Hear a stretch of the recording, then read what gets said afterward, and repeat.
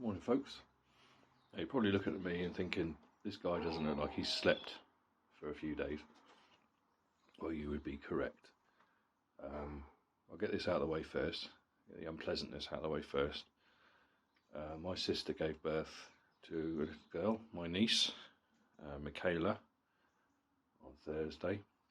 And unfortunately, baby's not very well at all. She's in intensive care in Southampton Hospital. She can't breathe on her own. The muscles in her heart are too thick, and she's got sepsis in her blood, and she's had to go for a brain scan, and they found abnormal readings. So things aren't looking good. So as you can imagine, the family's distraught. But we're taking it one day at a time. So I apologise now if I'm a bit lacklustre and a bit worn out looking and a bit tired, but that's what's going on in my life. So anyway, I watched last night's fight, IBF super featherweight title. Joe Cordina, he took a majority decision victory over Edward Vazquez. I personally had the fight a draw, 6 rounds apiece. I haven't re-watched it. I usually re-watch it and rescore it the next day. I watched it live. Brilliant fight, absolutely brilliant fight. I thought Cordina was he seemed a little bit off his game. He was trading too much with Vazquez, in my opinion. I don't know if it was he was trying to prove his toughness. He was leaving his left hand a bit low. Vazquez was, throwing right hands and, landed some good combinations on there. In the 4th round, I believe it was the 4th round. You'll have to excuse my brain's not functioning as it probably should do, as you can imagine. In the 4th round, Cordina hurt Vazquez with a right uppercut and a left to the body. And then he went for it because he could obviously sense that his opponent was in danger. And credit to Vazquez, he took everything and he actually came back in the round. He fired back. So I was really, really impressed with both guys. The scores, one judge has it a draw like I did. I had it 114-114. I couldn't split them. And the other 2 judges had it 116-112. I thought that was a little bit wide. 115-113 either way wouldn't have bothered me. Like I say, I had it even. So 1 round at either side, because some of those rounds were difficult to score, in my opinion.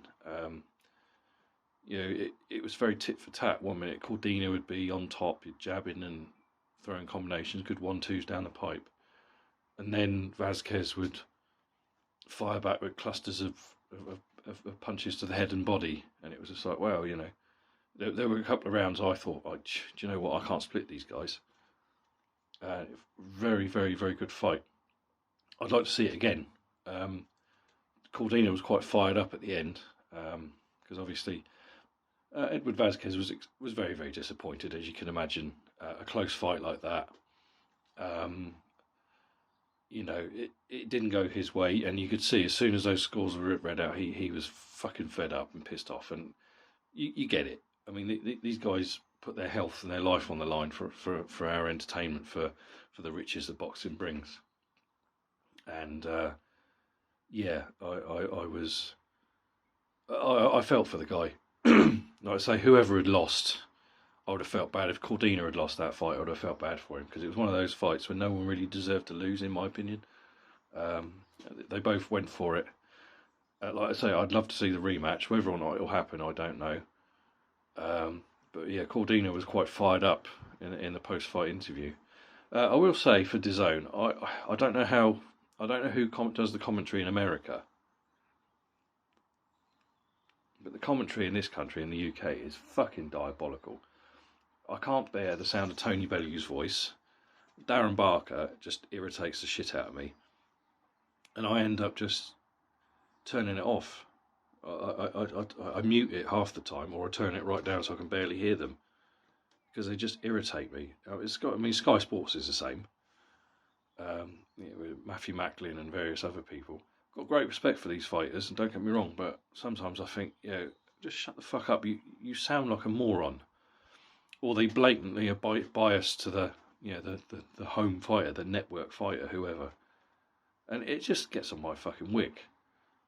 And so I don't know what it's like in America and other countries, what the commentary teams are like, but I'm just going on what I hear in the UK, and it's fucking awful. Same with Top Rank.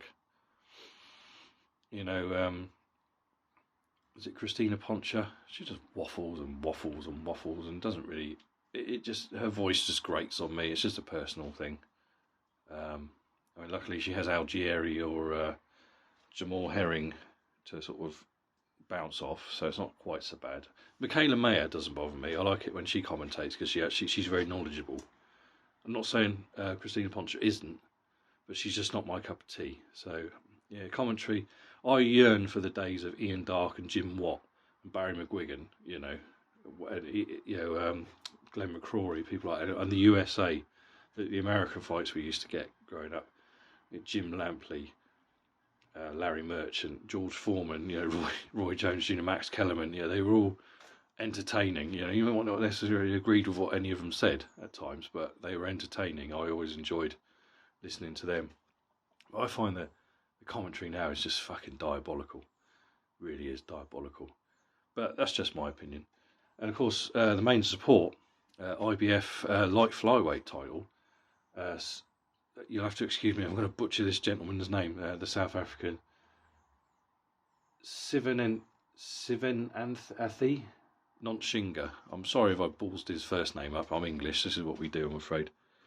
He lost his IBF light flyweight title to Adrian Curiel from Mexico. Second round knockout. What a fucking punch that was. I mean, obviously, Nontshinga was the favourite going in, by all accounts. I mean, I've seen both guys fight before, so I was kind of on the fence. I was looking forward to it. It was entertaining for how long it lasted.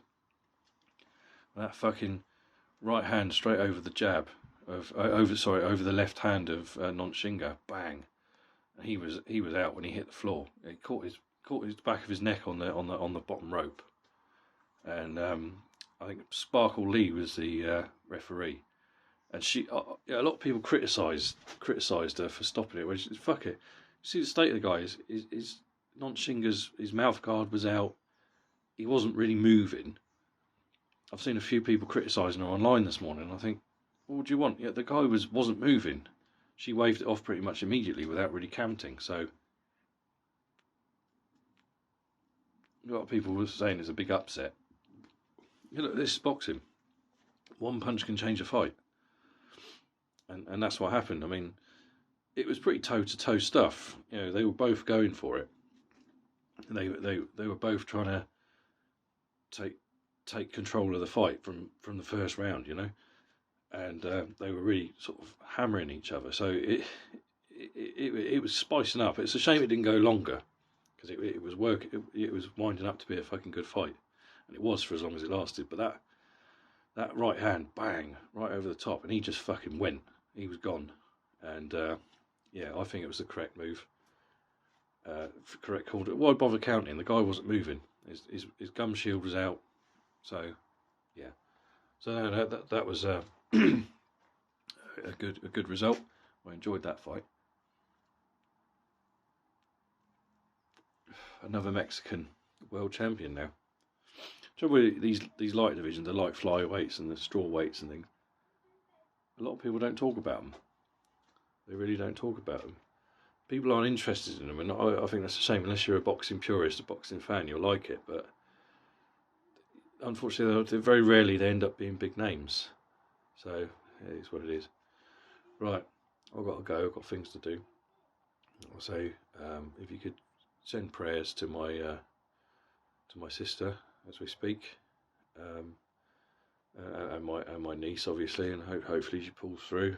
And it's a tough time at the moment. So, right, take care, folks, and I'll speak to you next week.